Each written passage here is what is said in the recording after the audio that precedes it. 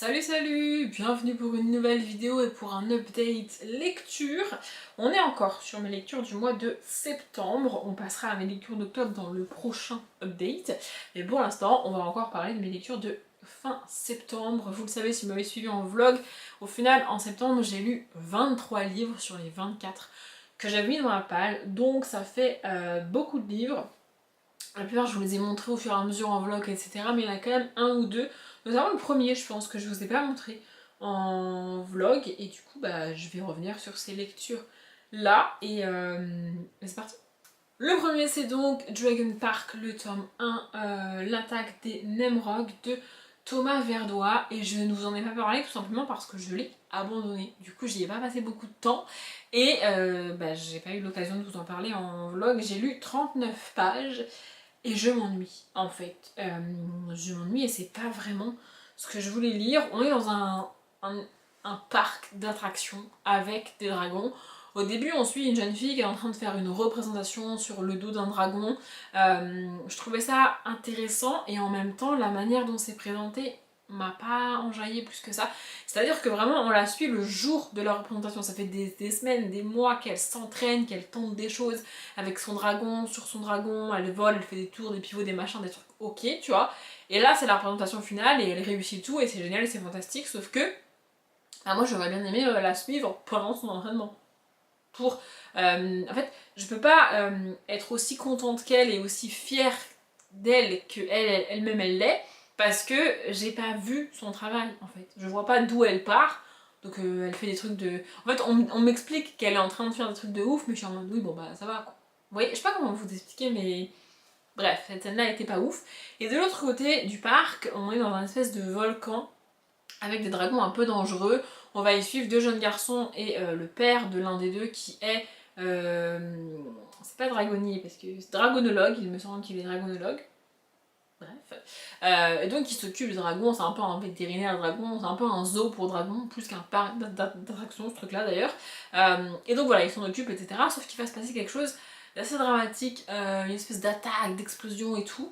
Et je me suis rendu compte au milieu du feu de l'action de ce truc là d'attaque de dragons dans le volcan et tout, que j'étais à côté de la plaque. En fait, vraiment j'étais pas avec eux.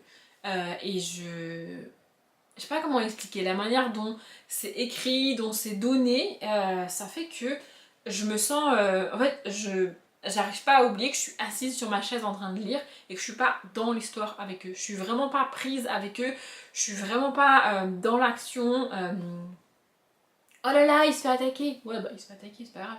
Vraiment, j'étais vraiment extrêmement détachée de l'histoire et des personnages.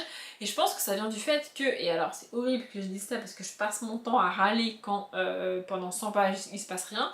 Mais en fait, on nous a pas donné l'occasion de nous attacher aux personnages avant qu'il leur arrive des choses dramatiques. Ce qui fait que... C'est comme quand aux infos on dit, je sais pas, c'est horrible, hein, mais il y a eu un accident de voiture et il y a 3 morts. D'accord. Mais c'est des gens que je connais pas. C'est horrible et c'est triste, mais c'est des gens que je connais pas en fait. Donc oui, je suis un peu touchée par cet événement parce que c'est triste, etc. Mais en vrai, je peux pas me rendre compte réellement de l'impact que ça a sur la vie des gens qui connaissaient ces personnes-là ou qui ont vécu cet accident-là, puisque je connaissais pas ces gens. Tu vois, alors que si, et c'est horrible encore une fois, mais avant de te dire qu'ils sont morts, on te dit qui ils étaient, etc., etc., bah là tu te sens un peu plus impliqué, tu comprends un peu plus. Je sais pas, je pense que vous voyez ce que je veux dire. Mais là c'est le cas, tu vois, on rencontre les personnages et bim bam boum, il se passe des trucs. Mais je suis en mode, bah, je les connais pas en fait, enfin... Je suis pas plus impliquée que ça dans l'histoire et du coup bah... Je me suis rendu compte au bout d'un moment que je lisais sans lire, vous voyez, que je n'imprégnais pas ce qui se passait parce que... Bah... parce que j'étais pas réellement dans le bouquin. Donc j'ai fini par lâcher l'affaire. Ensuite, j'ai lu Les Contes détraqués de Adeline Leroy. C'est chez Poulpe Fiction et je savais même pas qu'ils faisaient des hardbacks comme ça, mais en l'occurrence, il est vraiment très très beau ce livre. Et j'ai bien aimé, même s'il y a quelques petites... c'est pas des facilités, mais il y a quelques petites choses qui sont un peu... Ah, j'ai perdu le mot. Il y a quelques petites maladresses, je trouve. Je sais pas si c'est le premier livre de l'autrice ou pas, mais il y a quelques petites choses qui sont pas hyper bien modelées, presque, je sais pas trop. Bref, en gros ici on va suivre une jeune fille, donc cette jeune fille qui est fan de contes et d'histoires de Disney un peu, depuis toujours. Alors on n'est pas sur Disney précisément, on est sur des contes un peu moins, par exemple le Chaperon Rouge, vous voyez, il n'y a pas de film Disney sur le Chaperon Rouge. Pas si vous voyez ce que je veux dire. Donc voilà, on est sur ce genre de contes, elle a plein de livres de contes, plein de recueils, etc. Depuis qu'elle est petite, c'est des livres qu'elle lit et qu'elle relit et qu'elle relit, etc., etc. Elle adore cette magie-là, etc. Et un matin, un jour, il y a un espèce de petit elfe, de petit gnome là, comme ça, qui va s'incruster dans son sac à dos pour aller en cours et qui va essayer d'attirer son attention pour pouvoir lui parler. Et en gros, il va lui expliquer qu'il est venu la voir elle parce que de par son affect avec les contes, etc., elle peut l'aider au pays des contes, le pays duquel il vient. C'est la panique, c'est la catastrophe, c'est la galère parce que il y a des méchants en gros qui ont attaqué les livres directement, qui ont un peu détruit les livres de la grande bibliothèque des contes du pays des contes. Et ces livres-là, c'est les versions originales écrites dans cette bibliothèque-là. Et donc, s'ils sont détruits, s'ils sont altérés, ça va altérer tout ce qu'on sait et tout ce que les humains savent des contes. Par exemple, pour elle, du coup, la cape du chaperon rouge est violette et l'une des premières questions qu'elle lui pose, c'est pourquoi on l'appelle le chaperon rouge si la cape est violette? Et il lui répond, sa cape est rouge, c'est juste que c'est une modification due à l'attaque de la bibliothèque. Mon résumé est un peu flou, mais c'est comme ça que ça se passe. Dans le livre, c'est un peu flou aussi. Et donc, de là va partir une espèce de quête pour sauver le pays des contes. C'est ça qu'on suit, cette aventure avec cette petite fille qui essaye de sauver le pays des contes. Il y a quelques maladresses, comme je disais, et aussi, moi j'y ai pas trouvé ce que je voulais. Avec les contes détraqués, et je m'attendais vraiment à me retrouver au milieu des princesses Disney, au milieu des contes que je connais, et c'est pas le cas. On nous parle de 3 sorcières qui viennent de je sais même pas quel conte que je connais pas. On nous parle de personnages que je connais pas et que j'ai jamais vus. Les seuls personnages cités et que je connais, c'est le chaperon rouge et le loup du petit chaperon rouge. Mais tous les autres personnages, il y en a aucun que je connais. Et sans parler de Disney, tu peux aller sur les contes des frères Grimm par exemple, qui n'ont pas tous été adaptés et qu'on connaît quand même fortement, tu vois. Mais c'est pas le cas. Et du coup, j'étais un peu déçue. Mais j'ai quand même bien aimé cette aventure avec cette petite fille pour sauver le pays des contes et comprendre ce qui se passe parce qu'il y a tout un mystère autour de qui a attaqué cette bibliothèque, qui s'en prend au livre, pourquoi, d'où ça vient, etc.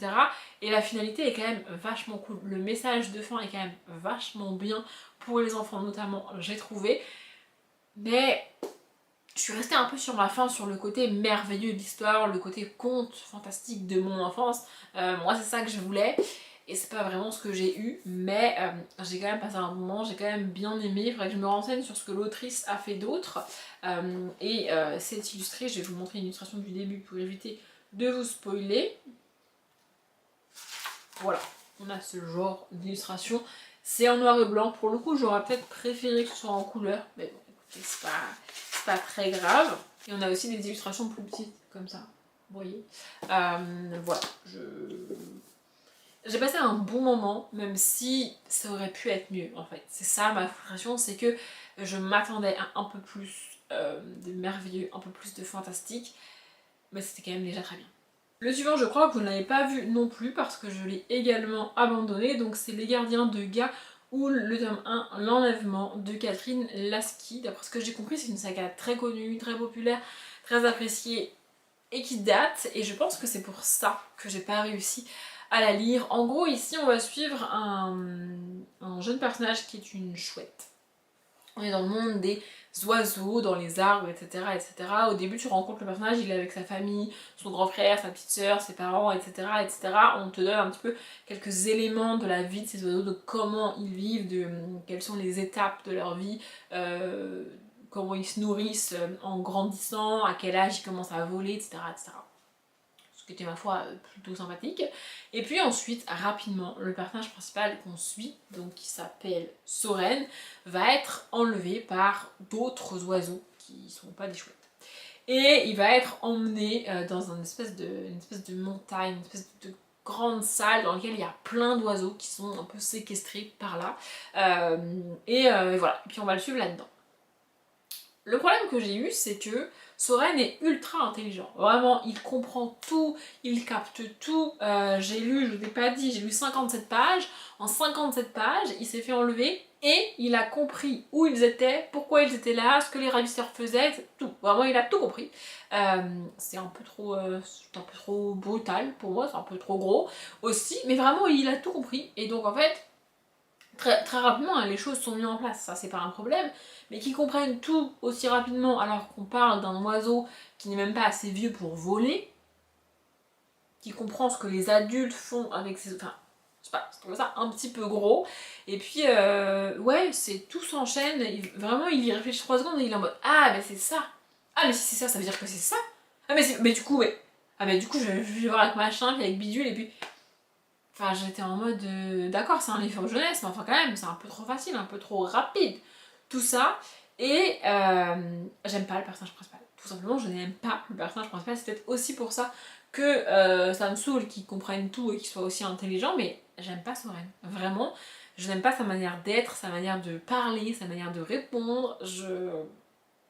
J'ai pas accroché du tout, du tout, du tout avec lui. Et je me suis rendu compte que dès qu'on était que avec lui, je suis en mode oh non.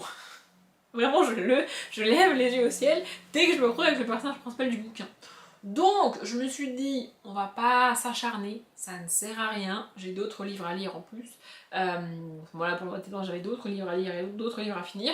Donc, je me suis dit, c'est pas grave, je vais pas m'acharner sur ça. Ça ne colle pas avec moi, ça ne va pas. J'ai d'autres livres à lire qui me plairont probablement plus. Passons à autre chose. Donc, c'est ce que j'ai fait. Et enfin, le dernier livre pour cette update, c'est Pénombre de Ariel Holz. J'ai quitté la jeunesse de manière assez violente pour lire Pénombre de Ariel Holz. Ici, on est en young adulte quand même, je dirais pas en adulte, en young adulte, mais un young adulte corsé. C'est pas, on n'est pas sur un young adulte, comment dire, on n'est pas sur Akotard ou ce genre de choses. Vous voyez, j'ai rien contre Akotard, mais Akotard, ça reste quand même assez facile, assez fluide à lire. Ici, on est sur un monde bien plus complexe et sur des informations qui ne nous sont pas forcément données quand on aimerait les avoir. Vous voyez ce que je veux dire? Bref, ici on va suivre. Comment s'appelle-t-elle? J'ai Liviane, j'avais Marianne en tête, je savais que c'était pas ça. Donc on va suivre Liviane, qui est une jeune femme d'une vingtaine d'années, qui a les yeux verrons parce qu'elle est née une nuit d'éclipse, enfin, un jour d'éclipse lunaire. En tout cas, une éclipse lunaire, c'est quand en journée, du coup, la lune passe devant le soleil et donc il fait nuit pendant quelques minutes. Vous voyez, c'est ça, une éclipse lunaire. Et donc ce genre d'éclipse arrive régulièrement. Et tous les enfants qui naissent pendant cette minute ou ces 3 minutes, je sais plus, d'éclipse, ont les yeux verrons et ont des pouvoirs particuliers liés soit aux ombres, soit à la lumière. Et donc voilà, au début on suit Liviane qui est appelée dans un village, elle rejoint un espèce de bataillon de soldats, et quand ils arrivent sur place, le village est vide. Et tu comprends qu'il y a des choses bizarres qui se passent. Il y a quelqu'un qui a attaqué ce village, on te parle de miasmes, d'ombres, de magie, mais noire presque. Et Liviane a des pouvoirs donc, et elle est là pour essayer de comprendre ce qui s'est passé et de un peu remettre le village en état. Sauf qu'à ce moment-là, il va se passer quelque chose qui n'était pas censé se passer à ce moment-là. Et donc les gens n'étaient pas prêts pour ça, pour cet événement en particulier. Et ça va provoquer d'énormes catastrophes. Suite à cette énorme catastrophe, Liviane va rejoindre ses anciens camarades et à ce moment-là on t'explique un peu que tous les enfants comme Liviane rejoignent une académie pour un peu apprendre à utiliser leur pouvoir, leur magie, etc. etc. Et donc ils sont 6 de mémoire à se rejoindre, ils ont tous le même âge que Liviane puisqu'ils sont tous nés le même jour, à la même heure pendant l'éclipse. Et donc ils se connaissent depuis qu'ils sont jeunes enfants un peu. Et donc voilà, ils se rejoignent, ils sont un peu guidés, menés par l'un de leurs professeurs. Et en gros, on leur donne littéralement une quête à mener, un endroit à atteindre pour essayer d'enquêter et de savoir ce qui s'est passé. Est-ce que ça va se reproduire? Comment se préparer à ce genre d'événement-là? Parce que c'est dramatique quand même. Et donc voilà, c'est ça qu'on va suivre.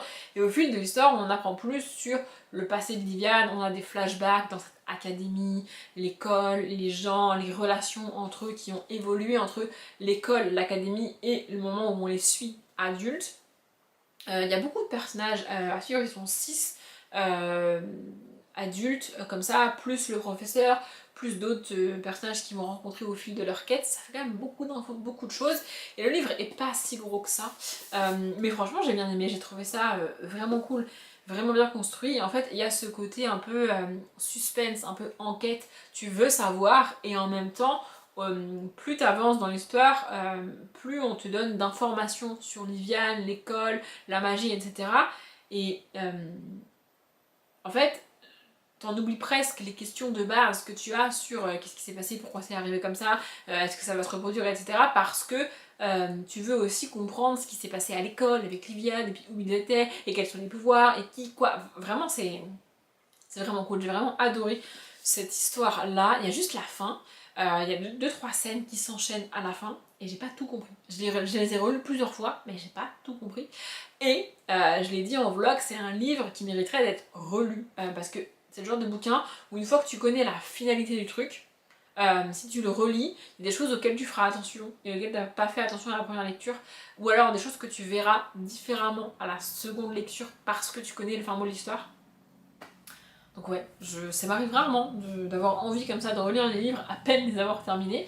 Mais là, pour le coup, vraiment, c'est un livre qui mérite d'être lu et franchement, j'ai adoré. Faut absolument que je continue à lire du Ariel Holt. J'avais un peu lâché l'affaire parce que les sœurs Carmine, j'avais été très déçue par la troisième sœur, il me semble. J'avais adoré le tome 1 des sœurs Carmine. Franchement, j'avais trouvé ça trop cool. Mais alors, Dolorine, je la supporte pas. Vraiment Dolorine, je suis désolée mais je la supporte pas. Du coup j'ai pas réussi à finir le livre avec Dolorine. Et du coup j'ai un peu lâché l'affaire avec Ariel Holt alors qu'en vrai, en vrai j'adore. Je vous ai dit tout ce que je voulais vous dire sur ces 4 livres. Je vais m'arrêter là pour cette update. J'espère qu'il vous a plu.